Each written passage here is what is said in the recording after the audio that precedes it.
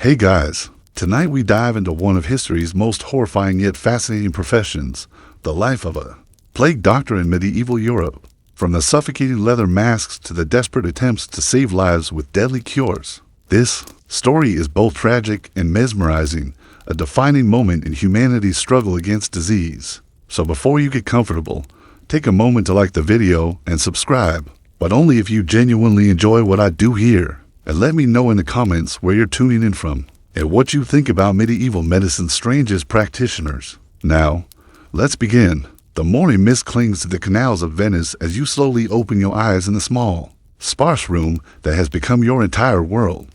It's the year 1348, and you are about to begin another day as one of the city's newly appointed plague doctors. The weight of what awaits you settles into your chest before your feet even touch the cold stone floor. You can hear it already, the city's morning symphony of suffering. Distant wails drift through your shuttered window, mixing with the tolling of church bells that never seem to stop anymore.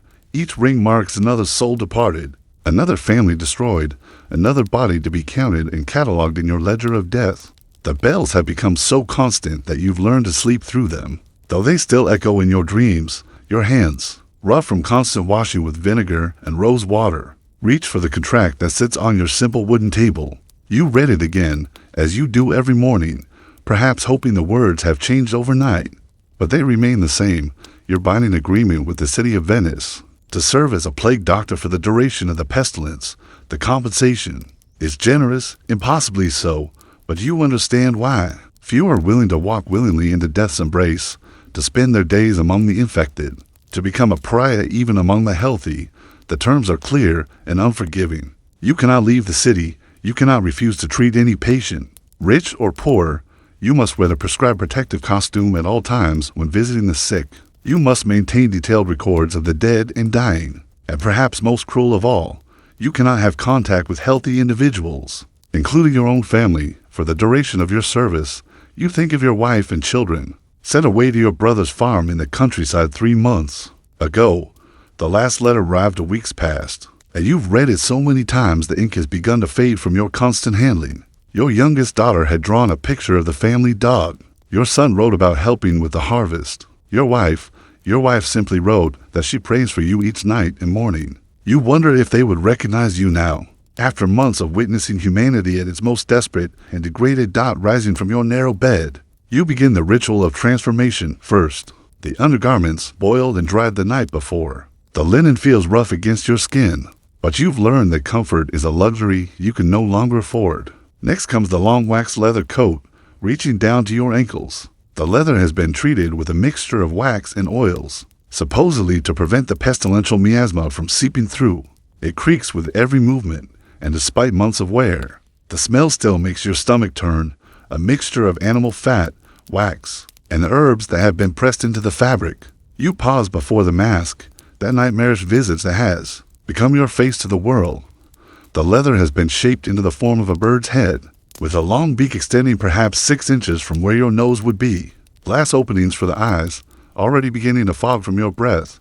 You lift it, feeling its weight, running your fingers along the smooth leather of the beak. Inside the beak, you carefully pack the mixture that supposedly protects you from the corrupt air that carries the pestilence. Dried roses, their petals crumbling between your fingers, carnation and cloves, their sharp scent making your eyes water, mint leaves and myrrh, camphor that burns your nostrils. Laudanum for the worst of the smells you'll encounter. Some doctors add ground unicorn horn, though you suspect the merchants are simply selling ground bone from common animals. You've tried different mixtures, different proportions, but nothing truly masks the smell of death that permeates every infected household. The mask settles over your head with practiced ease, though the weight of it still surprises you. The world immediately becomes smaller, your vision limited to what you can see through the glass circles. Your breathing becomes loud in your ears, each inhale drawing the herb air through the beak, each exhale fogging the glass briefly before it clears. The leather creaks as you turn your head, testing the movement. After all these months, you still feel like you're suffocating. Next come the gloves. Leather stretched tight over your hands, reaching up past your elbows. They've been waxed as well, making your grip uncertain. Simple tasks become challenges. Holding a quill to record symptoms, examining a patient, even opening doors. But they are necessary, you tell yourself. The pestilence enters through the skin, through the very pores of your being. At least, that's what the medical texts claim. You wrap the leather straps around your coat, cinching it tight. No skin must be exposed to the corrupt air. Your boots, also wax leather, complete the ensemble. When you stand fully dressed, you catch a glimpse of yourself in the small mirror by your door. The creature that stares back bears no resemblance to the man you were before the plague came to Venice. You have become something other, something between human and beast, between the living and the dead. The wooden cane leans against the wall, your tool, your weapon, your only means of maintaining distance from the infected. Its tip has been worn, smooth from constant use, poking and prodding at patients who can barely lift their heads, using it to lift bed sheets and clothing to examine the buboes without direct contact. Some doctors have added bells to their canes to warn the healthy of their approach. You tried that for a week before the constant jingling drove you to madness. Before stepping outside, you paused at your small shrine to St. Roch, patron saint of plague victims. The wooden statue is crude but comforting, showing the saint revealing the bubo on his thigh. You mutter a prayer, the words muffled by your mask. You're not sure if you still believe, after all you've seen, but the ritual provides some small comfort before you face another day of horrors. The door to your quarters opens onto a narrow alley, deliberately chosen to avoid the main thoroughfares. The city has designated specific routes for plague doctors, paths that wind through the least populated areas, marked with white crosses painted on the walls. The healthy flee at the sight of you, mothers pulling their children inside, merchants abandoning their stalls. You've learned to announce your presence with the tap of your cane on the cobblestones, giving people time to clear the way. The Venice you once knew has transformed into something unrecognizable. The bustling markets stand empty. They're colorful, awnings faded and torn. The gondoliers, once singing as they poled through the canals, now transport only the dead, their boats draped in black cloth. The water itself seems darker, reflecting the soot from the constant burning of infected belongings and herbs meant to purify the air. You make your way toward the Castello district, where the morning's rounds begin. Your ledger, wrapped in wax cloth and tucked inside your coat, contains the addresses of the houses marked with the Red Cross, homes where the pestilence has taken hold. Some you've been visiting for weeks, watching the slow progression of the disease. Others are new, reported just yesterday by terrified neighbors or family members who fled at the first sign of fever. The smell reaches you even through the herbs in your mask, the distinctive mixture of sweat, excrement, and the sweet sick odor of separating buboes. It's strongest near the marked houses, where the infected are quarantined with whatever healthy family members chose to remain, or had no choice but to remain. The law is clear. Once plague is confirmed in a household, none may leave for 40 days. Guards are posted when necessary, though most flee their posts after a few days. Terror overcoming duty, you pass a house where you pronounced an entire family dead 3 days ago. The door still bears the Red Cross, but now a white circle has been added, the sign that the house must remain sealed for another month, before anyone may enter to clear the belongings. Through a broken shutter, you glimpse the shadows within. Furniture overturned in the final desperate hours. Dark stains on the floor. Perhaps a rat scurrying through what was once someone's home. Soon the body collectors will come with their hooks and carts, but for now, the dead keep their silent vigil. The weight of your profession settles heavier with each step. You are 27 years old, though the mirror shows a face that could belong to someone decades older. Before the plague, you were a barber surgeon, setting bones and pulling teeth, bleeding those who could afford such treatments. You had a small shop near the Rialto Bridge, a steady clientele, a reputation for steady hands and fair prices. But when the pestilence arrived and the call went out for plague doctors, the promised compensation was too substantial to ignore. Your family needed security.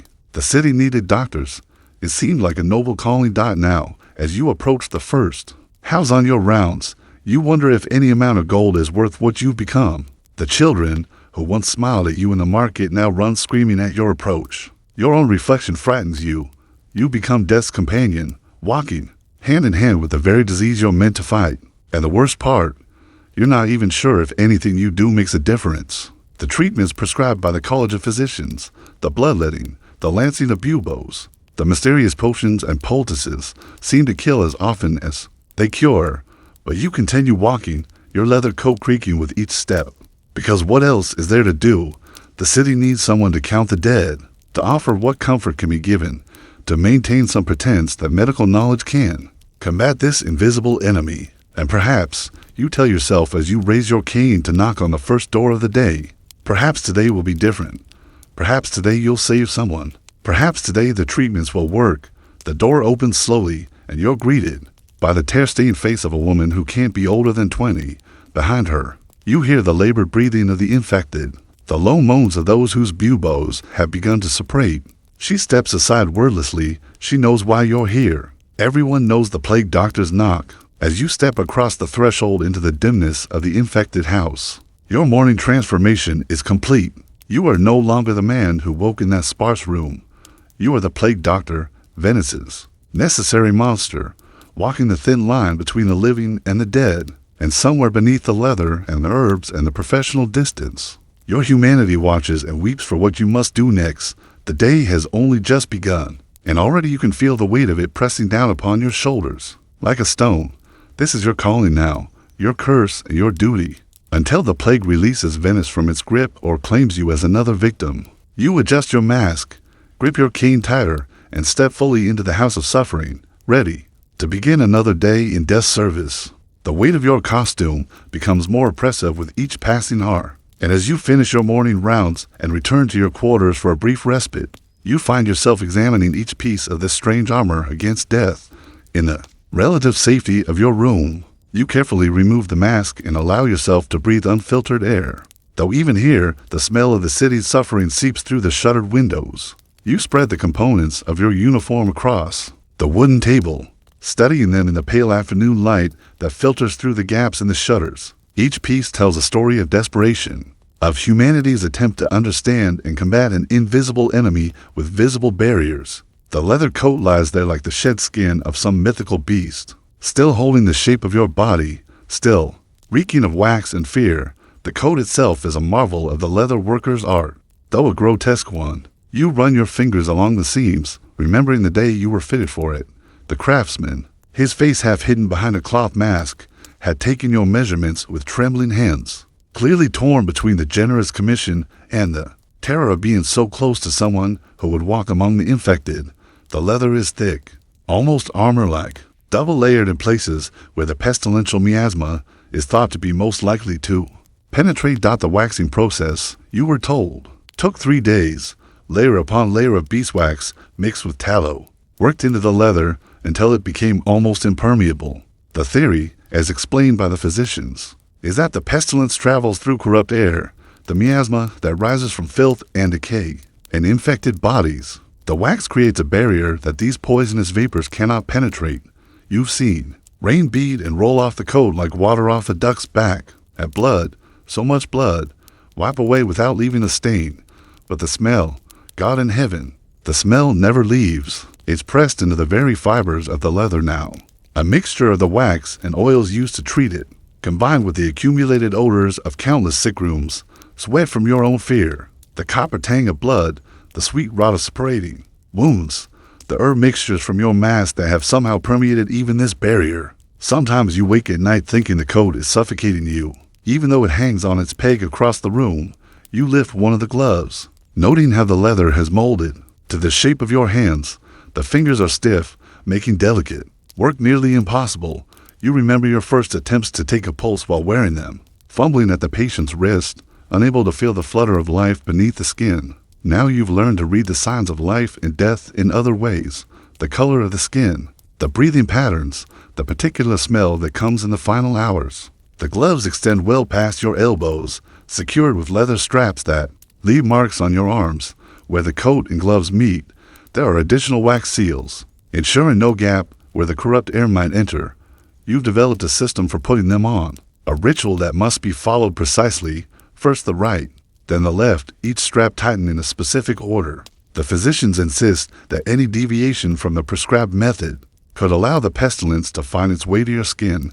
Your boots stand beside the table, and even they have been transformed from simple footwear into instruments of protection. The leather rises to your knees, where it meets the coat in another carefully sealed junction. The soles are thick, designed to prevent the pestilential matter that pools in the streets from seeping through. You've walked through puddles of blood and worse, stepped over corpses in narrow alleys, waded through the effluvia of a dying city, and still the boots hold firm. What is the mask that draws your attention, as it always does? This beaked visage, that has become the face of death itself in Venice. You lift it carefully, feeling its weight, examining the craftsmanship that went into creating this nightmare. The leather has been boiled and shaped, molded over wooden forms to create the distinctive bird-like appearance. Some say the shape is meant to frighten away the disease. As birds frighten away other creatures, others claim it's purely practical, providing space for the protective herbs while keeping them away from your face. The glass eyes were the most expensive component, carefully ground and fitted into leather gaskets. On your third day, one of them cracked, and you spent a week half blind until a replacement could be found. The world through these lenses is distorted, curved at the edges, making it difficult to judge distances. You've learned to move slowly, deliberately, using your cane to test the ground before you. Inside the beak, you examine the small perforations that allow air to flow through the packed herbs. The design is ingenious in its simplicity. Air enters through these holes, passes through the medicinal mixture, and emerges purified, or so the theory goes. You've experimented with different packings, different combinations of herbs and spices, seeking the perfect mixture that will both protect and allow you to endure the smells of your profession. You take inventory of your herb supplies, lined up in small cloth bags on a shelf, the dried roses from the monastery gardens, blessed by the brothers and guaranteed to ward off evil vapors, cloves from the spice merchants. Their price tripled since the plague began, meant that you grow yourself in a small pot by your window, one of your few connections to the normal world. The camphor that makes your eyes stream, but cuts through even the worst stenches, and the small vial of laudanum used sparingly, for those houses where the smell of death is so overwhelming that even your seasoned tolerance fails. Some of your colleagues have added their own innovations to the basic design. Dr. Moretti includes amber in his beak, convinced that its properties draw out the pestilential poison. Dr. Rinaldi swears by ground pearls, claiming they neutralize the corrupt air. You've even heard of doctors in Paris who pack their beaks with sponges soaked in vinegar, refreshing them between each house visit. But you stick to the traditional mixture, finding comfort in the prescribed routine. Your cane leans against the wall, and you pick it up, feeling its familiar weight. It's made of oak, strong enough to push open doors or move aside obstacles, long enough to maintain distance between you and the infected. The tip has been fitted with a silver cap, another supposed protection against the pestilence, though you suspect it's more superstition than science. Still, you've noticed that patients seem calmed by the sight of it, as if the silver might impart some healing virtue. The cane serves so many purposes beyond the practical. It's your pointer when explaining the progression of buboes to worried family members. It's your prod when examining patients who can no longer move themselves. It's your support when the weight of what you witness becomes too much to bear. And yes, it's your weapon when the infected, driven mad by fever and pain, lash out at the nearest target. You've learned to wield it with precision, knowing exactly how much pressure to apply, how to maintain distance while still providing care. In a leather pouch, you keep the other tools of your trade. The fleam for bloodletting is multiple blades kept sharp and clean with vinegar. The collection cups, marked with measurements to track how much blood has been drawn. The special knife for lancing buboes, its blade curved to follow the contours of swollen lymph nodes. Leather straps for restraining patients during the more painful procedures. Small vials for the various potions and tinctures prescribed by the College of Physicians. You examine your medical texts, spread across the corner of the table, the Compendium of Pestilential Diseases by Master Giovanni, its pages worn from constant reference. Marginal notes in your own hand record what you've observed, which treatments seem to provide relief, which cause more suffering, which patients survive despite all expectations. The official doctrine speaks of balancing the humors, of drawing out the poisonous matter through bleeding and purging, but your notes tell a different story, one of seemingly random survival and death, of treatments that work one day and fail the next. The theory of miasma dominates medical thinking. Bad air, rising from decay and filth, carrying the seeds of disease. It makes a certain sense. The plague does seem worse than the crowded, dirty quarters of the city. But you've also seen it strike down nobles in their perfumed palaces, monks in their cloistered gardens, children who've never ventured beyond their family's clean courtyard. If it's truly just bad air, why does it choose its victims so capriciously? You've developed your own theories, recorded in a private journal hidden beneath your bed. Patterns you noticed but dare not speak aloud, lest you be accused of heresy. Or worse, how the disease seems to follow trade routes. How it strikes hardest in houses where rats have been seen. How some who recover seem to possess an immunity to future infection. But these observations go against established medical doctrine. And you are just a barber surgeon turned plague doctor, not a university physician with the authority to challenge accepted wisdom. The costume you wear is based on the latest medical understanding, refined through the bitter experience of previous plagues. The full coverage to prevent miasmic air from reaching your skin. The wax surfaces that can be cleaned between visits. The beak that filters and purifies each breath. It's a marvel of protective design, even if the sight of it sends citizens fleeing in terror. But does it actually work? This question haunts you as you prepare to don the costume once again for your afternoon rounds. Of the 16 doctors hired by Venice when the plague began, 6 are already dead. 2 more are showing the early symptoms. The fever, the headaches, the telltale swellings in neck and groin. The costume didn't save them. Perhaps nothing can. You think of Dr. Bernardi, one of the first to fall. He was meticulous in his preparations, never deviating from the prescribed protections. His mask was perfectly sealed, his coat properly waxed, his herbs fresh and potent. Yet the plague found him anyway. And you were the one called to confirm what everyone already knew when he failed to report for his rounds. You found him in his quarters, still partially dressed in his protective gear, the buboes already black, and weeping.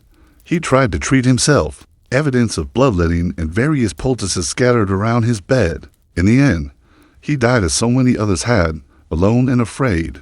The authorities claim the doctors who died must have been careless, must have broken protocol somehow, but you knew these men. They were as terrified of the disease as anyone, perhaps more so because they saw its effects up close every day. If anything, they were overly cautious, adding extra layers of protection, increasing the strength of their herbal mixtures, avoiding any unnecessary contact even with a healthy dot as you. Begin the ritual of dressing once again. Each piece of the costume feels heavier than before. The leather coat settles on your shoulders like a burden. The gloves encase your hands like shackles. The boots anchor you to this cursed profession. And the mask transforms you once again into Venice's necessary monster. You pack fresh herbs into the beak, trying not to think about their efficacy or lack thereof. The roses crumble between your fingers, releasing their faded perfume. The cloves sting your nostrils. The camphor makes your eyes water behind the glass lenses. It's all theater, you sometimes think, an elaborate performance to give the impression that something is being done, that medical knowledge has power over this invisible enemy. But what else is there? Without the costume, without the pretense of protection, there would be no one to tend the sick, no one to record the dead, no one to maintain even the illusion of order in a city descending into chaos.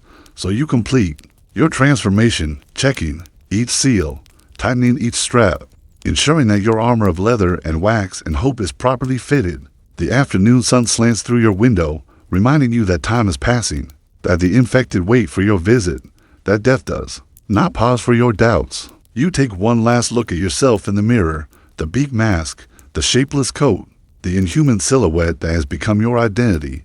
Somewhere beneath all that leather and fear, the man you were still exists, but he grows fainter with each passing day, subsumed by the role you must play. You pick up your cane, check your medical supplies one final time, and prepare to venture out once more into the dying city. The costume you wear is your armor and your prison, your protection, and your curse. It marks you as one who walks between worlds, not quite among the living, not yet among the dead. And so, wrapped in leather and loneliness, you step out into the Venetian afternoon, ready to resume your dance with death. The anatomy of your despair is written in every piece of this terrible uniform, in every herb packed into your mask, in every wax surface that separates you from the world.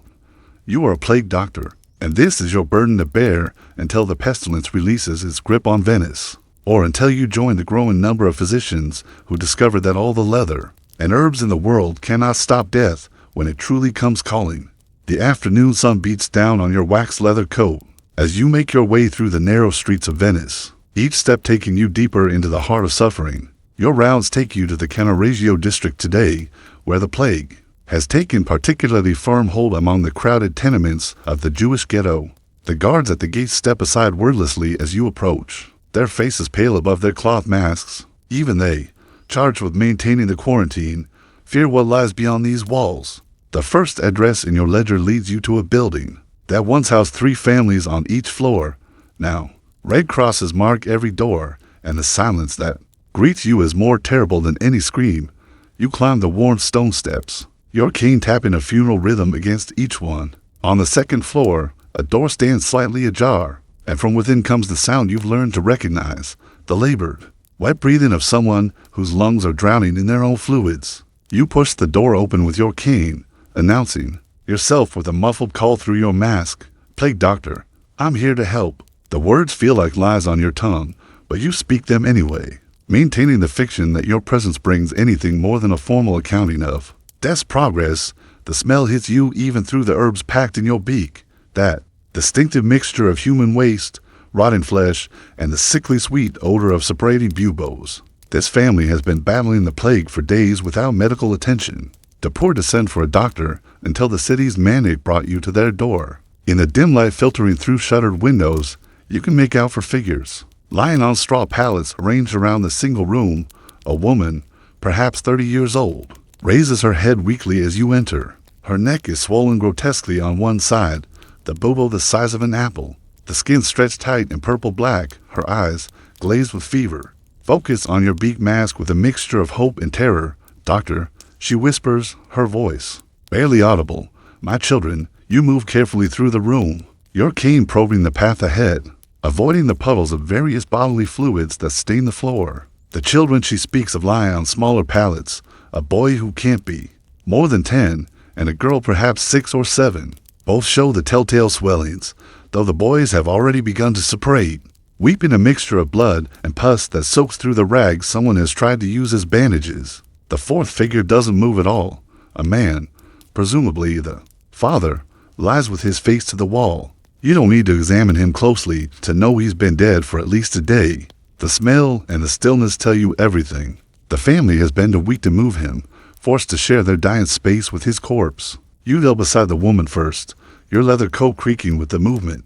Through your thick gloves, you attempt to feel her pulse, though the fever radiating from her skin is palpable even through the barrier. Her breathing is rapid and shallow, and when she coughs, specks of blood appear on her lips. The bubo on her neck has reached the critical stage. It needs to be lanced to release the poisonous matter, according to medical doctrine. From your leather pouch, you extract the curved knife designed for this purpose. The woman's eyes widen as she sees it, and she tries to shrink away, but she lacks the strength for more than a feeble gesture. "This will help," you tell her, though you're not sure either of you believes it. The corrupt humors must be released. You've performed this procedure hundreds of times now, but it never gets easier. Positioning yourself carefully, you use your cane to hold her shoulder steady while you work. The blade pierces the stretched skin of the bubo, and immediately, a foul-smelling mixture of blood and pus erupts from the wound. The woman screams, a raw, animal sound that cuts through even your professional detachment. Her children stir on their pallets, the boy crying out for his mother. Working quickly, you press around the wound, encouraging the drainage, trying to ignore the woman sobbing and the way her body convulses with pain.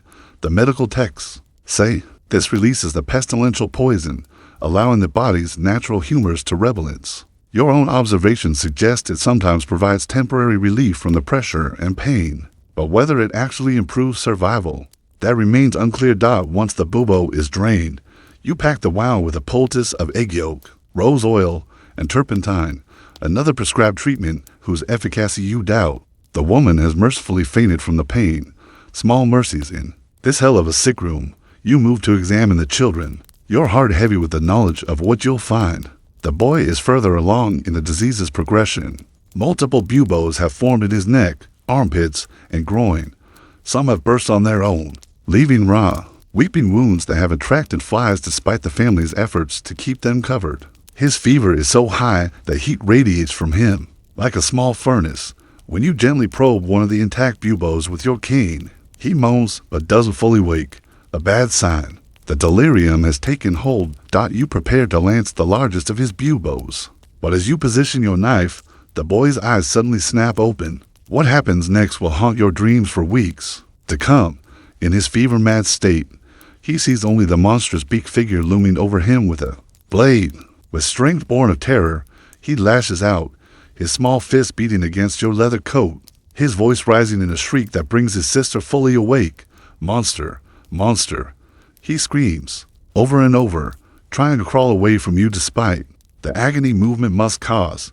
His mother, roused by his cries, tries to reach for him, but lacks the strength to rise. You attempt to calm him, speaking in soothing tones, but your muffled voice through the mask only seems to terrify him more. This is the part of your job that no amount of medical training prepared you for, being seen as death's herald rather than a healer, becoming the nightmare that haunts fevered dreams. You retreat, giving the boy space to calm down and turn your attention to the youngest patient.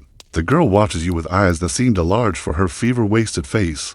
Unlike her brother, she shows no fear, only a weary acceptance that no child should possess. Are you here to take us to heaven? She asks, her voice small but clear.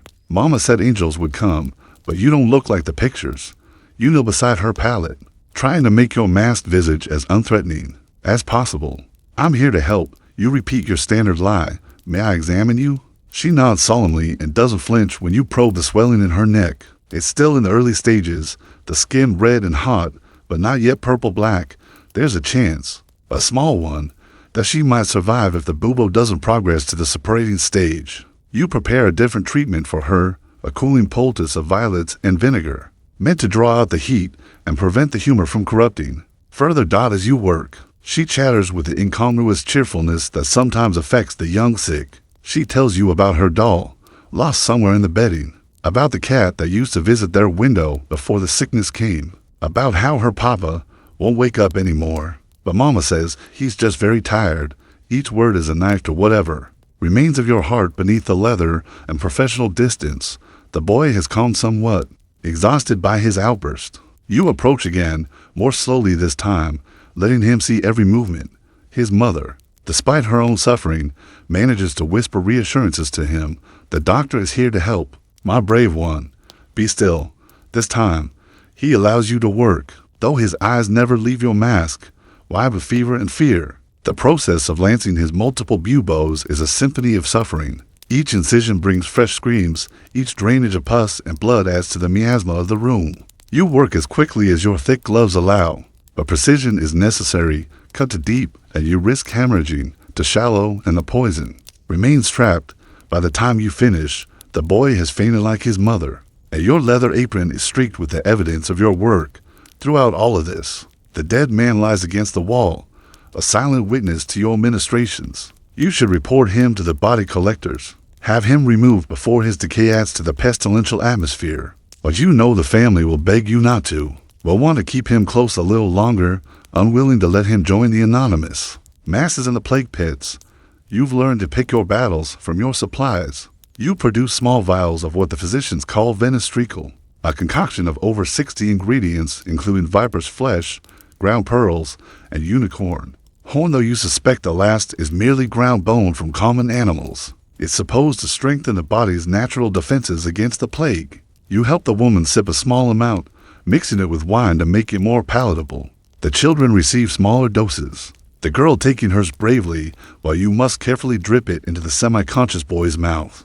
As you work, you become aware of sounds from the other apartments, coughing, crying, the low murmur of prayers in Hebrew and Italian. This building, like so many others, has become a vertical cemetery, each floor housing its own collection of the dying and the dead. You make notes in your ledger, recording symptoms, treatments administered, the number of infected versus the number of dead. These statistics will be compiled by the city authorities, used to track the plague's progress. Though what good such knowledge does? When there's no cure remains a mystery, the woman is roused again, and watches you with eyes that hold too much. Knowledge. Will we die, doctor? She asks, her voice barely a whisper. It's a question you're asked in every house by those still capable of speech. You've developed a standard response, one that neither lies nor destroys hope entirely. Many survive the pestilence, you tell her, which is true, though you don't mention that many more do not. Rest. Take the medicines, keep the wounds clean. I'll return tomorrow to check on you, also true, though you don't add that tomorrow you might find only corpses. Before you leave, You perform one last service. From your pouch, you produce a small vial of holy water, blessed by the bishop himself. You sprinkle it over each patient, muttering the prescribed prayers through your mask. Whether it provides spiritual comfort or actual protection, you cannot say, but the woman's eyes fill with tears of gratitude, and even the fevered boy seems to calm at the familiar ritual. As you prepare to leave this house of suffering, the little girl calls out to you, "Doctor, will you find my doll? She's scared of the dark." You spend precious minutes searching through the soiled bedding until you locate a small cloth doll, stained but intact. You clean it as best you can with a rag dipped in vinegar, then place it in the girl's arms. She clutches it to her chest and gives you a smile that breaks through your professional armor. More effectively than any blow, this is your first house of the afternoon. Your ledger shows 12 more addresses to visit before darkness falls. Each will bring its own unique constellation of suffering, its own impossible choices, its own small moments of humanity amid the horror. You steel yourself for what's to come, checking your supplies, ensuring your mask is properly sealed. The family watches as you move toward the door, the conscious ones tracking your movement with eyes that hold fear, hope, and resignation in equal measure. Tomorrow, when you return, some of them may have recovered enough to greet you, or you may find only silence and stillness, another entry in your ledger of the dead. Such is the nature of house calls in a plague-struck city. You step back onto the landing, pulling the door closed behind you. From somewhere above, you hear the sound of someone retching, and below, the rhythmic Latin of last rites being administered. You pause for a moment, gathering your strength for the next descent into suffering. The afternoon is still young, and hell has many more rooms to show you before the day is done. The economics of death's sun hangs low over Venice as you complete your afternoon rounds, your leather satchel heavy with the coins collected from those who could afford to pay. The weight of this money feels different from the honest earnings of your former life, each decade and solely tainted with the desperation of the dying, each payment a transaction in the commerce of plague. You make your way to the Fondaco dei Tedeschi, where the city's makeshift administrative center for plague doctors has been established, far from the main government buildings, to maintain the fiction of separation between the healthy and those who walk among the diseased.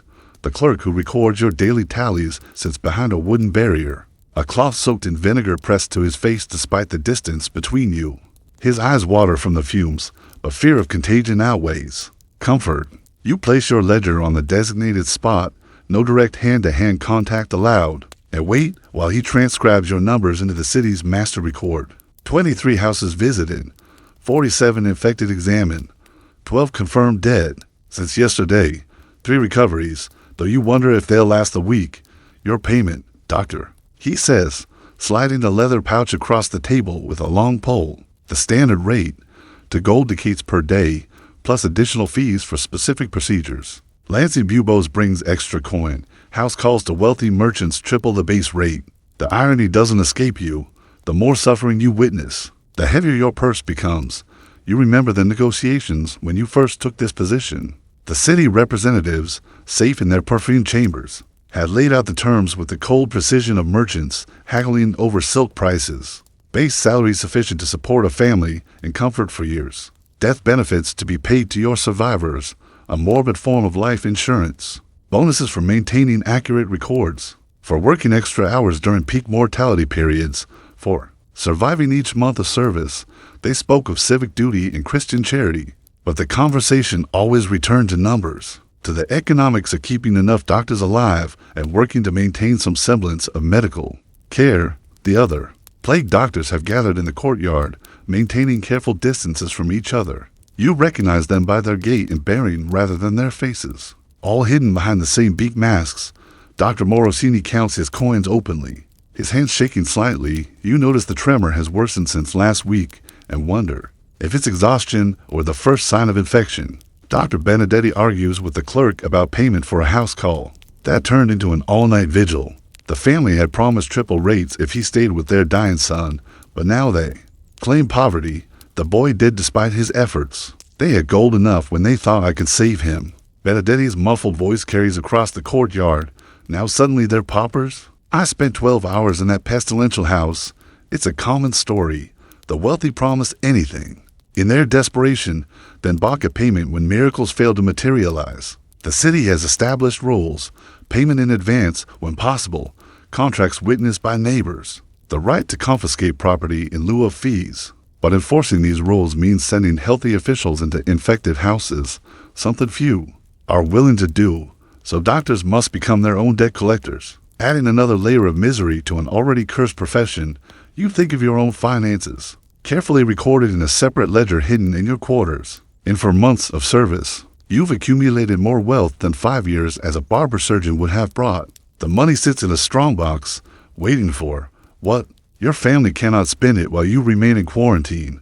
The merchants, who might have sold you property or goods, now flee at your approach. The gold accumulates like everything else in this plague year, useless, corrupted by association with death. Some doctors have found ways to increase their earnings beyond the official rates. Dr. Torrey sells exclusive treatments to the wealthy, powdered gemstones, rare herbs from the Orient, tinctures he claims come from ancient Arabic texts, all nonsense. You suspect, but the rich pay handsomely for hope wrapped in exotic packaging. Dr. Salvatore has cornered the market on preventive visits, checking healthy households for signs of infection, dispensing protective amulets and blessed herbs. The city turns a blind eye to these enterprises, understanding that greed, like fear, can be harnessed to keep doctors working. The black market in plague goods thrives in the shadows of Venice. Herbs that once sold for coppers now command silver. A single blessed candle costs what a laborer earned in a week before the pestilence. And the most precious commodity of all, the promise of medical attention when the sickness strikes, can be bought for the right price. Wealthy families pay retainers to ensure a doctor will come when called, regardless of other obligations. You've resisted such arrangements, but the offers grow more tempting as your hidden gold grows heavier. In the tavern reserved for plague workers, one of the few establishments that will serve you, the conversation always turns to money and mortality. The gravediggers boast of the coins found in the pockets of the dead, payment for passage across the river Styx that now lines their own purses. The body collectors have developed a sliding scale, so much for a quick removal, more for discretion. About the cause of death, premium rates for burial in consecrated ground rather than the mass pits. Even the priests have their fees, charging for last rites, for funeral masses said over empty churches, for prayers that might speed souls through purgatory. You sit alone at a corner table, your mask finally removed, though the smell of death clings to you like a second skin. The wine taste of vinegar and despair. Round you, the commerce of plague continues. A merchant negotiates with a gravidigger for priority service. A desperate woman offers her jewelry to a plague doctor for a house call to her sick child. 2. Body collectors argue over territory rights. Who has claim to which streets? Which houses promise the best pickings? The moral weight of profiting from pestilence sits heavy on your conscience. You think of Christ driving the money changers from the temple. Wonder what you would make of this marketplace built on suffering. Yet what choice is there? Without payment, no one would take these necessary but terrible jobs. The city would drown in its own dead. The sick would die without even the pretense of care. Gold becomes the lubricant that keeps the machinery of death management running. Your own relationship with payment has evolved over the months. At first, you tried to refuse money from the obviously destitute, but the city made clear that all must pay according to the established rates. Charity would undermine the system, they said. So you learned to take coins from trembling hands, to add them to your growing hoard, to record each transaction with the same dispassionate precision you use for symptoms and mortality. The wealthy pay not just for treatment, but for discretion. When plague appears in a palazzo, the family name must be protected. You've been offered substantial sums to misreport symptoms, to attribute deaths to other causes, to delay reporting infections until family members can flee the city. These offers you refuse, though you know other doctors are more flexible. The Danilo family's eldest son officially died of a sudden fever. Though you saw the characteristic buboes myself, the Morosini warehouse remained open for 3 days after infection was discovered. The guards paid to look the other way while goods were moved to clean storage. Then there are those who cannot pay at all. The official policy is clear: no payment, no treatment. But standing in a hovel where children burn with fever while their mother offers her last copper, knowing it's not enough. These are the moments that test whatever remains of your humanity. Some doctors strictly enforce the rules. Others find ways around them, recording phantom treatments for wealthy patients, while secretly visiting the poor, juggling the books to make the numbers match. You've done this yourself on occasion. though the risk of discovery adds another layer of anxiety to your already burdened conscience. The corruption extends beyond individual doctors. City officials skim from the plague funds, awarding contracts for burial services to cousins and business partners. The suppliers of medical goods dilute their wares, vinegar mixed with water, herbs padded with common weeds, holy water that's blessed only by profit margins. Everyone, it seems, has found a way to feed on the corpse of the dying city. Yet what strikes you most is how quickly this economy of death has become normalized. Merchants discuss body removal rates with the same matter-of-fact tone they once used for grain prices. Families budget for plague doctors alongside bread and rent. Children play games where they negotiate fees for pretend treatments. Mimicking the adult's grim commerce, the extraordinary has become ordinary, the unthinkable reduced to entries in a ledger. As darkness falls over Venice, you make your way back to your quarters. The day's earnings heavy in your pouch. Tomorrow will bring more of the same, more suffering to witness, more desperate payments to collect, more gold to add to a hoard. You may never live to spend. You think of your family. Wonder if they'll see this blood money as a blessing, or a curse should you not survive to deliver it yourself, die in your room. You add today's coins to the strongbox, counting them carefully, recording the amount in your private ledger. Each clink of metal is a reminder of what you've become, not just a healer, but a merchant in the economy of death. The gold gleams in the candlelight, beautiful and terrible. Payment for services that save so few and comfort even fewer. You prepare for sleep, knowing that tomorrow the cycle will begin again. The sick will call, their coins ready, the city will demand its records, its fees properly accounted, and you will don your leather costume once more, transforming into the strange merchant doctor, who trades in suffering and gold with equal measure. Outside your window, you hear the body collectors making their rounds, their carts creaking under the weight of the day's harvest. Someone shouts about payment owed, another voice argues about rates. Even in darkness, the commerce continues, Venice conducting business as it always has, adapting its merchant soul to trade in new commodities, fear, suffering, and the faint. Hope that gold can buy survival in a world gone mad with death. The economics of death have made you wealthy in coin and poor in spirit. As sleep finally takes you, you dream not of the paradise your gold might buy, but of a small barber surgeon's shop by the Rialto Bridge, where once you earned honest coins for simple services. Before the plague came and made monsters and merchants of us all, the church bells of San Marco strike 4 in the morning, their bronze voices cutting through the pre-dawn darkness, and your eyes open instantly, as they have every day for months now. There is no gradual waking, no comfortable drowsiness. Your body has learned that each day begins with an immediate assessment of your own mortality. Before your feet touch the floor, before conscious thought fully forms, your hands are already moving across your body, checking, always checking, first, the neck. Your fingers probe the soft flesh beneath your jaw, feeling for any swelling, any tenderness that wasn't there when you fell into exhausted sleep 6 hours ago. The lymph nodes that are usually the first to announce the plague's arrival, swelling into the characteristic buboes that you've drained from so many others. Nothing today. The flesh yields normally to pressure, no hidden lumps lurking beneath the skin. You breathe a little easier, though the relief is always temporary. Next, the armpits. You raise each arm carefully, palpating the hollows where more lymph nodes wait to betray you. The left side seems slightly tender, and your heart stops for a moment before you remember. You slept awkwardly on that side, your arm pinned beneath you. Still, you check again and again, pressing harder despite the discomfort, needing to be certain.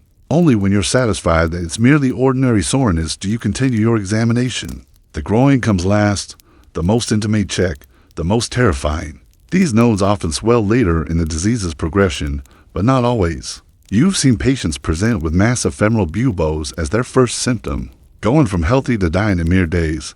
Your hands shake slightly as you examine yourself. A tremor that could be fear or exhaustion or the first sign of fever. Everything feels normal, but normal is a relative concept now. You become so hyper-aware of your body that every minor ache, every small pain, sends waves of panic through your mind. Rising from bed, you light a candle and carry it to the small mirror propped against the wall. Your reflection stares back, ghostly in the flickering light, and you lean close to examine your face. The whites of your eyes, still clear, not the bloodshot red that often accompanies fever. Your tongue, pink and healthy, not the white-coated surface that presages illness. You press your fingers to your forehead, trying to gauge your temperature, though fear itself can produce a sweat that mimics fever. The morning ablutions have become a ritual of purification that would rival any religious ceremony. First, you strip completely, examining your skin for any marks, any spots that might herald the plague's arrival. The rash sometimes precedes the buboes, small red marks that bloom like deadly flowers. Across the chest and back, you twist and turn before the mirror, checking every visible inch. Then run your hands over the places you cannot see, feeling for any unusual texture or warmth. The washing basin awaits, filled with water you boiled the night before and left to cool. To it, you add vinegar, always vinegar, the sharp smell now permanently associated with survival in your mind. Some doctors swear by rose water, others by wine, but you trust in vinegar's harsh bite to cleanse whatever pestilential matter might cling to your skin. You wash methodically, starting with your hands, always the hands first, scrubbing until the skin is raw. Pay special attention to the nail beds where corruption might hide.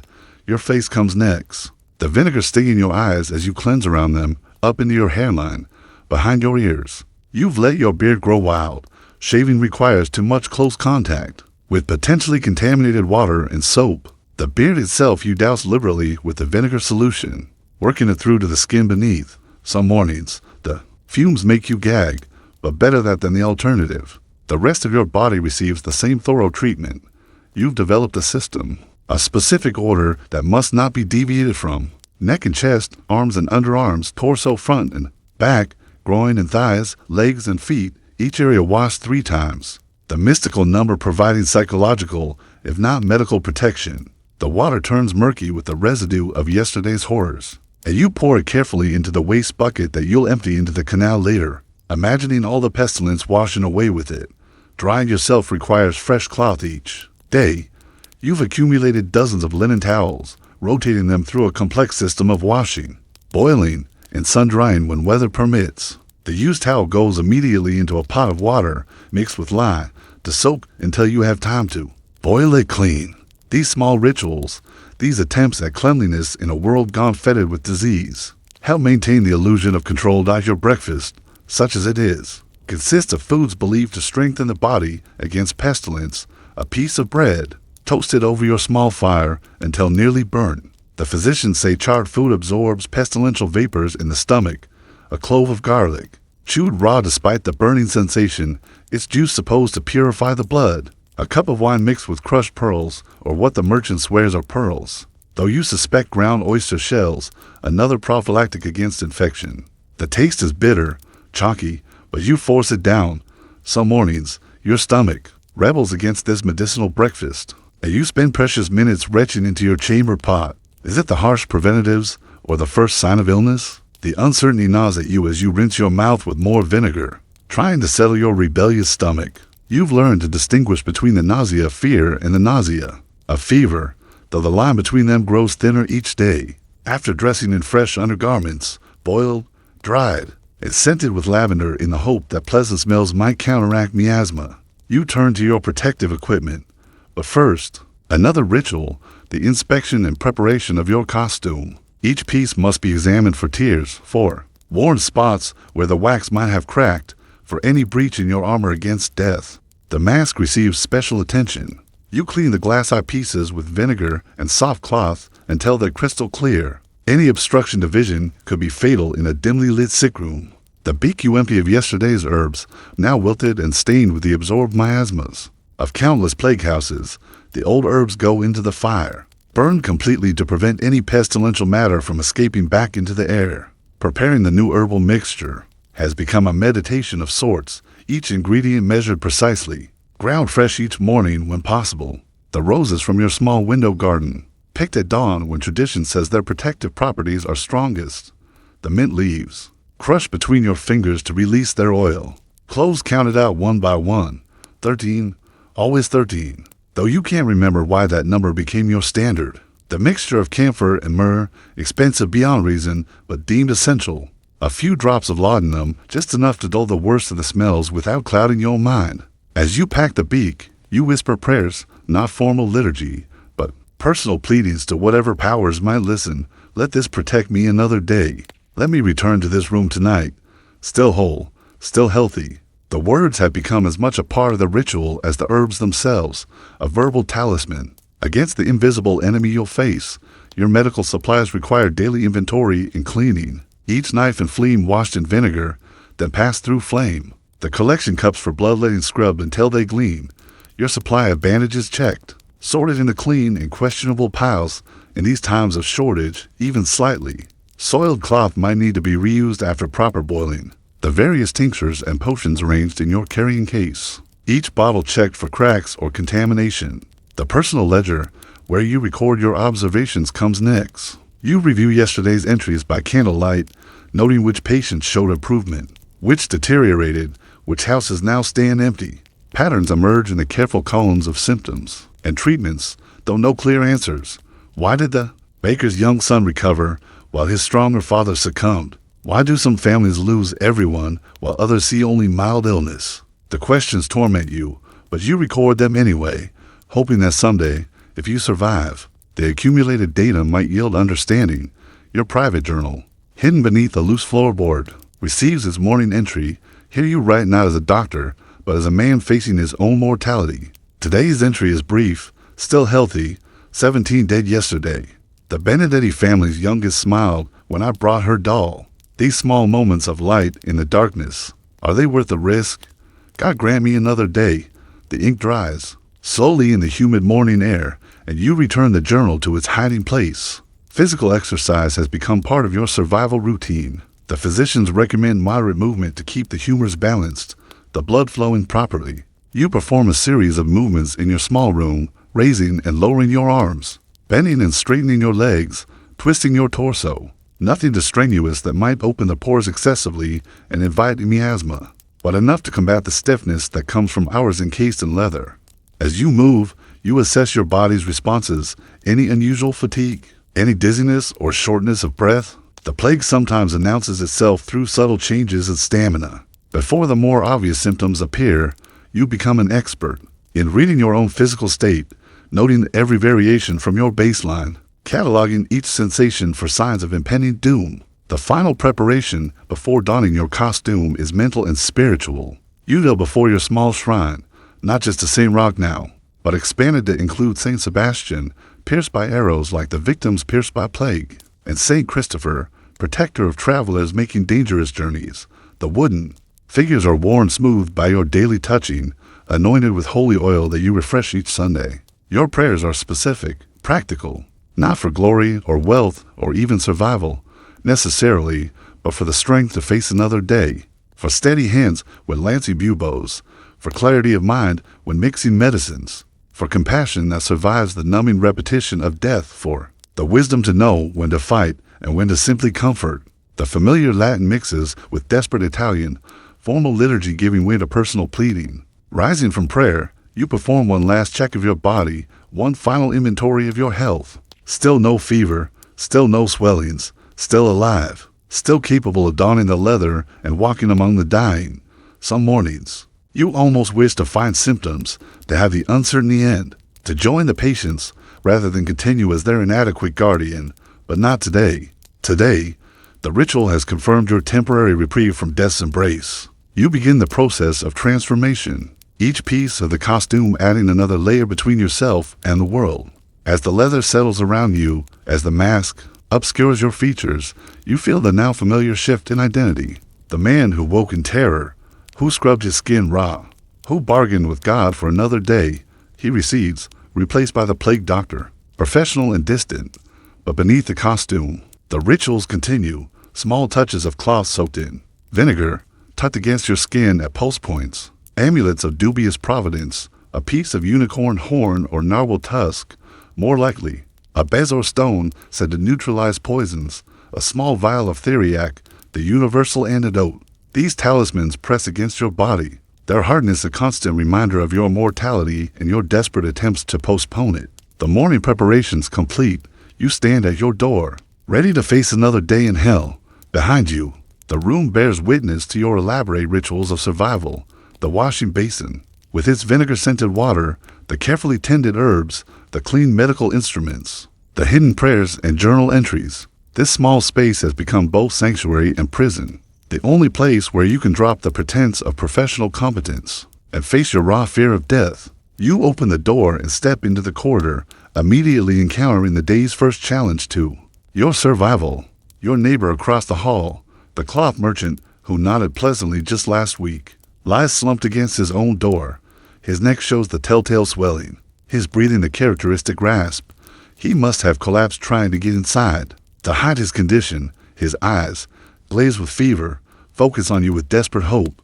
"Doctor," he whispers, "please," and so the day begins. Your careful morning rituals immediately tested by the reality of plague-time Venice. You kneel beside him, professional duty overcoming personal fear. Even as you calculate the risk of this unexpected exposure, your hands, so recently washed in vinegar, reach for his pulse. The dance with death continues, despite all your elaborate preparations, despite all your careful rituals. In the end, survival depends on more than vinegar and prayers, more than obsessive checking and protective herbs. It depends on luck, on providence, on factors beyond your understanding or control. But the rituals remain, giving shape to your days, providing the illusion of agency in a world where invisible death strikes seemingly at random. They are your anchor in the storm, your daily defiance of despair. Tomorrow morning, if God wills it, you'll wake again at the fourth bell. You'll check your body for symptoms, wash in vinegar, force down your medicinal breakfast, and prepare once more to walk among the dying. The rituals will continue until they succeed in keeping you alive, or until they fail and you join the countless others who discover that all the vinegar and prayers in Venice cannot stop death when it truly comes calling. Venice has become a city you no longer recognize, transformed by pestilence into a shadowy reflection of its former glory. As you make your way through the early morning streets, the first pale light of dawn reveals a metropolis that seems caught between the living and the dead, suspended in a nightmarish purgatory of its own making. The Venice you once knew, vibrant, crowded, alive with the sounds of commerce and celebration, has been replaced by this hollow shell. This kingdom of shadows where death rules supreme. The canals, once the city's arteries pumping with life, now flow dark and sluggish, their waters choked with unspeakable debris. Bodies float past occasionally, those who died alone and fell from windows or stumbled from their doors in final delirium. The gondoliers who retrieve them wear cloth masks and move their poles with mechanical precision, their traditional songs replaced by grim silence. You watch one such retrieval from a bridge, noting how the body collectors barely glance at the bloated corpse they fish from the water. Death has become so commonplace that it no longer merits more than professional attention. The grand palazzos along the Grand Canal stand like tombstones, their windows shuttered, their ornate doors marked with red crosses or white circles indicating the presence or recent passage of plague. Some of the wealthiest families fled at the first signs of pestilence, leaving behind empty mansions that now have squatters, looters, or simply the dead who sought shelter in their final hours. You pass the Palazzo Grimani, where just last year you attended a magnificent carnival ball. Now, through a broken window, you glimpse furniture overturned, tapestries torn from walls, and dark stains on the marble floors that tell their own grim story. In the Piazza San Marco, the heart of Venice beats weakly and irregularly. The great basilica remains open, but few dare enter, despite the promise of spiritual comfort. The plague has made even God's house suspect. Too many have collapsed during Mass. Too many have spread their infection while seeking last rites. The famous pigeons that once swarmed the square have largely disappeared, some say eaten by the desperate, others claim they fled the city's corruption by instinct. Those few that remain look sickly, their feathers dull, pecking listlessly at ground barren of the usual tourist offerings. The Dog's Palace looms over the square, its pink and white facade a mockery of beauty in this time of death. The government continues to function, after a fashion, though many officials conduct business from country estates, sending orders by messenger rather than risk exposure. The few council meetings still held in person are strange affairs, members seated far apart, speaking through cloth masks, windows thrown open despite weather to allow corrupt air to escape. You've been summoned there twice to report on the plague's progress, feeling like a specter of doom delivering statistics of death to men who pretend their power means something against this invisible enemy. As you walk, you notice how the city's famous bridges have become checkpoints of sorts. At the Rialto, guards question those attempting to cross, checking for signs of illness, demanding papers proving residence in clean districts. The bridge that once symbolized Venice's commercial might now divide the city into zones of relative health and acknowledged pestilence. Below, the famous market is a ghost of itself. A few desperate vendors still spread their wares, but the vegetables look withered, the fish suspect. Who knows what waters they were pulled from, what corrupted air they've absorbed. The Jewish ghetto, where some of your rounds take you, has become a city within a city, sealed more tightly than ever. The gates that once closed only at night now remain shut around the clock, with guards posted as much to keep the inhabitants in as to keep others out. Inside, the community struggles with catastrophic losses. The cramped conditions that poverty imposed have made the plague spread swift and merciless. Yet somehow, life continues. You see women hanging laundry from windows, children playing in narrow courtyards, rabbis conducting funeral services for courtyards full of wrapped bodies waiting burial. In the Arsenal district, Venice's great shipyard, that once produced the vessels that made the city a maritime power, work has all but ceased. The few workers who remain are building a different kind of vessel, rough coffins knocked together from ship timber, produced in quantities that would have seemed impossible before the plague. The hammering echoes across the water, a percussion of death that never stops. Nearby, ships rot at anchor, their crews dead or fled, their cargoes of silk and spices worthless in a city that trades only in survival. The churches, those magnificent monuments to faith and wealth, have become strange, hybrid spaces. By day, they offer masses for the living, sparsely attended affairs where parishioners huddle far apart, the priest's voice echoing in near-empty naves. By night, they transform into makeshift morgues, bodies laid out in rows awaiting burial. The sacred spaces profaned by necessity.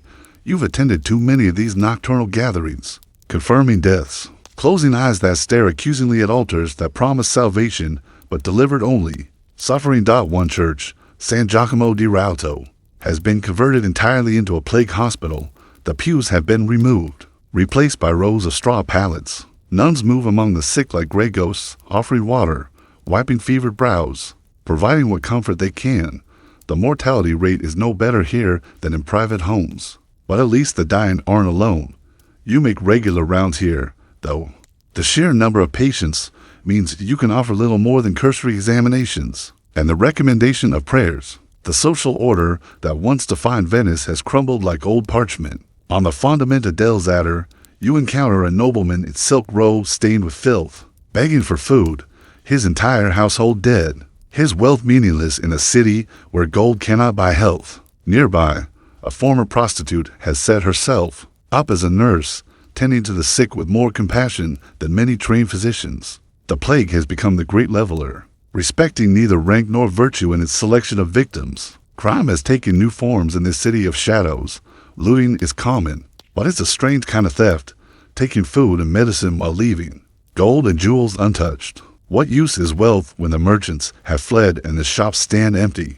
More sinister are those who deliberately spread infection, driven mad by loss or seeking to share their doom with others. You've seen plague victims dragged from wells where they attempted to poison the water supply, heard of infected prostitutes offering their services to unsuspecting clients, witnessed the deliberate breaking of quarantine by those who refuse to die alone. The body collectors make their rounds at dusk and dawn, their carts creaking through the streets with grim regularity. Bring out your dead, they call, ringing bells to announce their presence. From windows and doorways, the corpses emerge, wrapped in whatever cloth could be spared, sometimes naked when poverty or haste prevented proper shrouding. The collectors handle them with long hooks, minimizing contact, tossing them onto carts already piled high with the night's harvest. The dignity of individual death has been sacrificed to the efficiency of mass disposal. You follow one such cart to the mass burial grounds on the islands of the lagoon. What you witness there defies description. Great pits dug by prisoners promise freedom. If they survive the work, though few do, bodies dumped without ceremony, layered with quicklime to speed decomposition and prevent the spread of miasma. Priests stand at safe distances, offering general absolutions to the anonymous dead. The traditional Venetian funeral, the gondola draped in black, the procession of mourners. The individual tomb has become a luxury few can afford and fewer still dare attempt. As night falls, Venice transforms again. The shadows deepen and the city reveals its most disturbing face. By law, the infected must remain indoors, but desperation drives many into the streets. They wander like living ghosts, seeking medical help, food, or simply human contact before the end. You encounter them on your evening rounds, fevered figures stumbling through darkness, calling out for help that rarely comes. Some collapse in doorways, others throw themselves into canals, choosing a quicker death than the plague offers. The nights bring other horrors. In the absence of effective law enforcement, darker impulses emerge. Stories circulate of plague parties, where the infected mingle with the healthy in deliberate defiance of mortality, of physicians murdered by families who blame them for failed cures, of children abandoned by terrified parents, left to die alone in empty houses. You've witnessed enough to know that not all these stories are exaggeration. In the wealthy district of Dorsoduro, you discover a palazzo where the entire family chose suicide over the slow death of plague. They lie in their beds, peaceful in death, poison vials still clutched in their hands. A note explains their reasoning. Better a mortal sin than the indignity of plague death.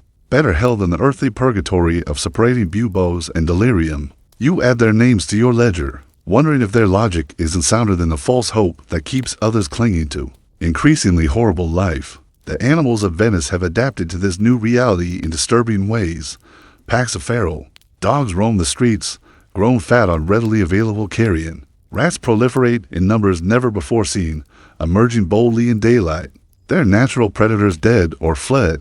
Cats, once valued as pest controllers, are now viewed with suspicion.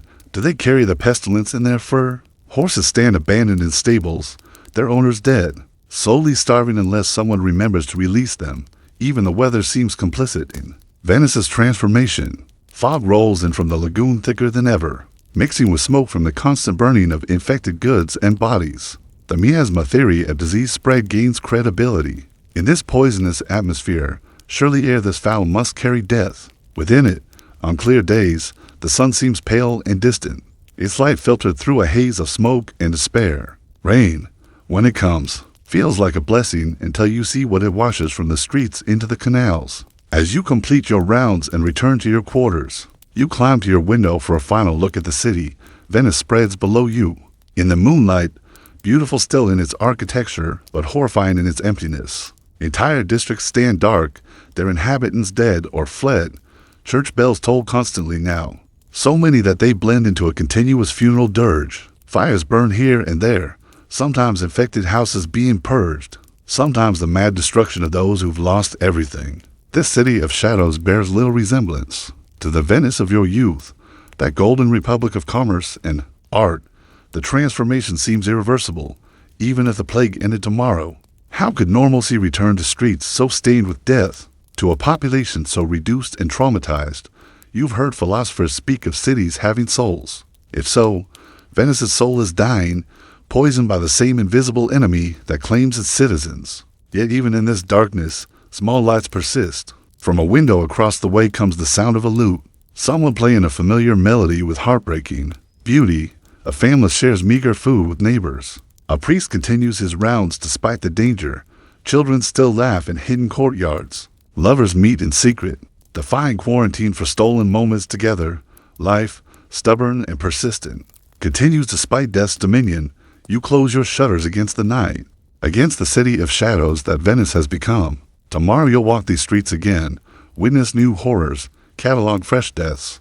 But tonight, in the relative safety of your room, you allow yourself to grieve for the city that was, even as you steel yourself to face the city that is, Venice. La Serenissima, the most serene republic, has become a kingdom of shadows, and you are one of its reluctant princes, reigning over a domain of darkness until light finally returns, or until the shadows claim you too. The medical knowledge we possessed in those dark days now seems like the fevered dreams of madmen. In my chambers, surrounded by texts that promise healing but delivered only death, I studied our supposed wisdom. The perfumers, blood, phlegm, yellow bile, and black bile governed all our treatments. We bled patients already weak from fever, purged bowels already emptied by disease, applied heat to bodies already burning with infection. The university physicians spoke with such certainty about corrupt air and planetary influences, yet their treatments killed as efficiently as the plague itself. I remember attempting to lance the bubo of a young scholar, following the prescribed method exactly. The curved knife, heated to prevent corruption, sliced through the swollen flesh. releasing the torrent of blood and pus that splattered across my leather coat. His screams echoed through the building as I pressed around the wound, forcing out the poisonous matter. He died within hours, his body too weakened by my cure to fight the disease. How many did I kill with my treatments? How many might have survived if left to nature's mercy rather than subjected to our barbaric medicine? The remedies grew more desperate as the death toll mounted. Powdered unicorn horn, likely ground bone from common animals, sold for its weight in gold. Patients drank their own urine, mixed with ground emeralds. Some physicians recommended placing a live chicken against the buboes to draw out the poison. I witnessed the poor birds die in agony, accomplishing nothing but adding to the stench. One colleague swore by mercury applications, watching his patients' teeth fall out before they died. We were not healers, but torturers, adding to suffering while claiming to alleviate it. The human cost transcended all statistics. Entire bloodlines ended in single nights. I found a house where 3 generations lay dead together, grandmother, mother, and infant, their hands still clasped in final comfort. Children orphaned by plague wandered the streets like feral animals, stealing food, sleeping in doorways, their eyes holding knowledge no child should possess. Some were adopted by surviving families. Others simply disappeared into the darkness of the city. One evening, I was called to comfort a dying mother whose children surrounded her bed. She used her final strength to tell them stories, maintaining the fiction that she would recover, that tomorrow they would play in the garden again. After she passed, the eldest, a boy of perhaps 12, took charge of his siblings with heartbreaking efficiency. He knew which neighbors might offer food, which churches gave shelter, how to avoid the body collectors until proper arrangements could be made. The plague had forced children to become adults overnight, stealing innocence as surely as it stole lives. I began documenting final words, feeling some obligation to preserve these last testaments. A merchant apologizing to a rival for decades of enmity, a priest confessing his loss of faith, a young bride calling for a husband already 3 days dead. Most died silently, too weak for words, but those who spoke revealed the depth of human need for connection, for meaning, even at the end. These whispered confessions and desperate declarations haunted my dreams. Worse than any physical horror, the quarantine system, meant to contain the plague, became its own form of torture. Families sealed in their homes for 40 days, healthy, members trapped with the sick, watching the inevitable progression of infection through their household. I visited one such house where the father had barricaded his healthy children in the upper floor. While he tended his dying wife below, the children called down through the floorboards. Their mother responded with increasingly weak reassurances. When she finally fell silent, the man's howl of grief shook the very walls. The violence of enforcement added another layer of horror. Guards nailed doors shut, marking houses with red crosses that might as well have been death sentences. Those who attempted escape faced beatings or worse. I witnessed a young man shot with a crossbow as he tried to flee an infected house. His body left in the street as a warning to others. The healthy in prison with the sick often went mad from confinement and terror, adding mental breakdown to physical disease. My role as enforcer sickened me more than any medical procedure. Condemning families to quarantine, knowing most would die reporting hidden cases to authorities. Watching soldiers drag the infected from cellars and attics where loved ones had tried to hide them. The city paid me extra for this work, blood money for betraying the desperate. Some plague doctors accepted bribes to overlook symptoms, to delay reporting. I held to the rules, telling myself it prevented wider spread. But the guilt ate at me like a cancer. Winter brought false hope and new horrors. The cold slowed the plague spread. Frozen corpses didn't rot as quickly. The rats retreated to warmer spaces. The general lethargy of winter life reduced contact between people, but it also brought suffering of a different kind. Gravediggers struggled to break frozen ground, leaving bodies stacked like cordwood awaiting spring thaws. Families burned furniture for warmth, having sold everything else to pay for food or medical care. The poor froze to death in their homes, spared the plague only to succumb to cold. I developed a persistent cough that winter, each act bringing terror that my time had come. But it was merely the effect of breathing frozen air through my mask. The herbs turning to ice in the beak. My health declined in other ways.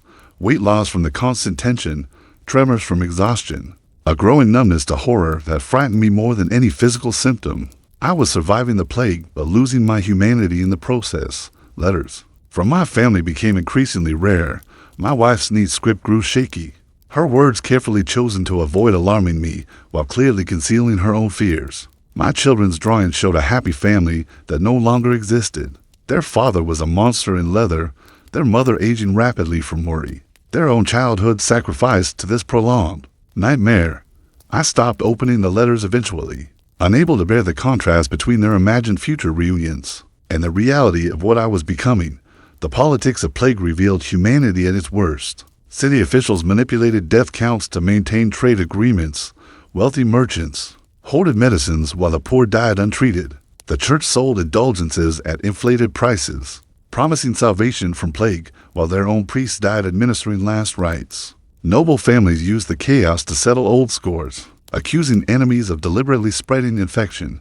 I was summoned repeatedly to verify or deny such claims, my medical opinion becoming a weapon in political wars. Corruption flourished like the disease itself. Guard captains sold passage out of the city to infected wealthy citizens, spreading plague to the countryside. Gravediggers robbed corpses before burial.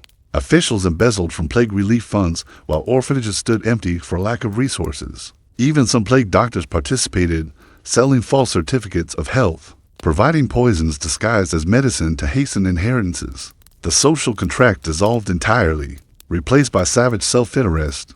I discovered my colleague, Dr. Toretti, diluting medicines to increase profits, selling colored water as protective tinctures. When I confronted him, he laughed bitterly. What difference does it make? Nothing we do helps anyway. At least this way. They die with hope. I reported him to authorities, but he disappeared before arrest, probably fled to prey on another cities. Desperation. His words haunted me because they contained a kernel of truth. Were our legitimate treatments any more effective than his fraudulent ones? As the plague entered its second year, resignation replaced panic. The city developed routines around death. Markets opened at specific hours for the healthy. Churches held outdoor masses to reduce contagion. The arsenal produced coffins with the same efficiency it once produced ships. Death became industrialized, systematized, normalized. Children played games of plague doctor and patient, mimicking our movements with disturbing accuracy. The extraordinary became mundane through sheer repetition. The final phase brought the plague's retreat, though we didn't recognize it immediately. Death rates declined gradually, 50 a day instead of 100, then 20, then 10. Survivors emerged from houses blinking in sunlight like prisoners released from dungeons. Some bore the scars of survived buboes, marks that simultaneously branded them as plague-touched and proved their resilience. These survivors often displayed a peculiar euphoria, drunk on the simple fact of continued existence. But survival carried its own burdens. Families reconstituted from remnants, orphans adopted by childless couples whose own children had died, widows and widowers marrying out of mutual need rather than affection. The city's demographics had shifted catastrophically. Entire trades lost their masters, knowledge dying with them. Streets stood empty. Whole neighborhoods abandoned to rats and decay. Venice would rebuild, but never to its former glory. The psychological toll on survivors defied measurement. Many couldn't sleep in beds where loved ones had died, couldn't eat foods associated with sick rooms, couldn't bear certain smells that triggered plague memories. Some threw themselves into frenzied celebration, others into deep melancholia. The shared trauma created a brotherhood of suffering strangers would embrace. Upon learning they'd both survived, needing no other connection than mutual endurance of hell, removing my plague costume for the final time felt like shedding a second skin. The leather had molded to my body over 2 years of constant wear. Beneath it, I discovered a stranger, gaunt, pale, aged beyond my years. My hands shook uncontrollably as I unpacked the herbs from the beak one last time, burning them all in a ceremonial pyre that mixed celebration with mourning. I was free, but freedom felt hollow when purchased with so much death. The city offered plague doctors bonuses for completed service, blood money, that I accepted without joy. Some colleagues immediately fled Venice, seeking to forget. Others, broken by what they'd witnessed, took their own lives rather than face the normal world with plague-stained memories. I remained, trying to return to my barber surgeon practice, but my reputation as a plague doctor preceded me. Customers feared my touch, as if death still clung to my fingers despite months of washing. I attempted reunion with my family, but we were strangers wearing familiar faces. My children flinched when I reached for them. My wife shared my bed, but not my nightmares. How could I explain the things I'd seen, the compromises I'd made, the person I'd become.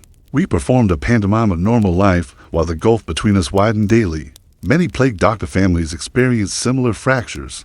The price of survival often included the death of relationships. The official records praised our service, calling us heroes who walked through hell to serve Venice. But I knew the truth. We were not heroes but functionaries of death, processing the dying with bureaucratic efficiency. Our treatments were torture, our presence often bringing more fear than comfort. We survived not through courage, but through leather and luck, leaving behind more questions than answers about medicine, morality, and the human capacity for endurance. Years later, I still dream of the plague time. The beak mask sits in my study, a monument to humanity's attempt to combat the incomprehensible with inadequate tools. Sometimes, late at night, I catch myself checking my neck for swellings, washing my hands in vinegar, counting my breaths for signs of labored breathing. The plague left Venice eventually, but it never truly left those of us who walked among its victims. This then was the plague doctor's burden, to witness apocalypse and survive, to carry forever the weight of ineffectual knowledge and necessary cruelty. We were death's accountants, suffering scribes, fear's own physicians. The leather costume protected our bodies, but exposed our souls to horrors that time cannot erase. Venice recovered, as cities do, building new life atop the bones of the dead.